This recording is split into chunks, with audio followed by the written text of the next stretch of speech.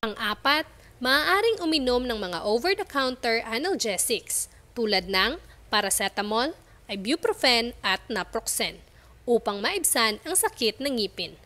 Tandaan, ang mga over-the-counter analgesics na ito ay maiibsan lamang ang sakit pero hindi nito kayang pagalingin ang root cause o pangunahing dahilan ng pagsakit.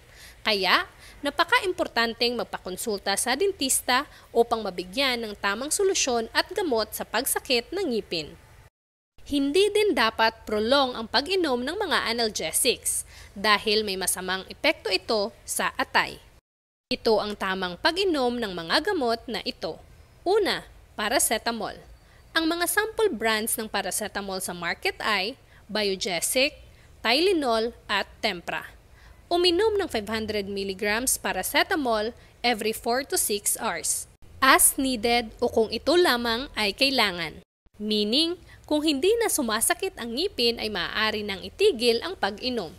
Hanggang 4,000 mg lamang o equivalent sa 8 tablet ng 500 mg paracetamol ang maaaring inumin sa loob ng isang araw upang maiwasan ang pagkasira ng atay. Pangalawa, ibuprofen.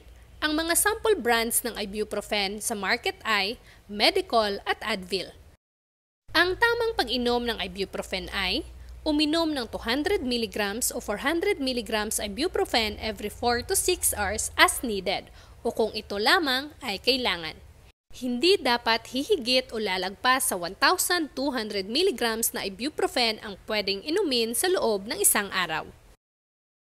Pangatlo, naproxen sodium.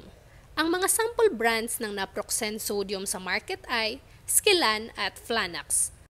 Uminom ng 220 mg ng naproxen every 8 to 12 hours. As needed o kung ito lamang ay kailangan.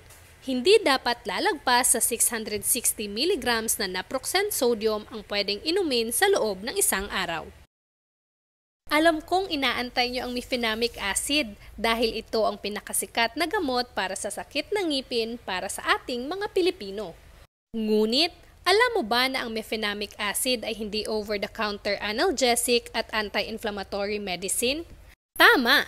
Ito ay isang prescription drug o kailangan ng reseta ng doktor para makabili nito.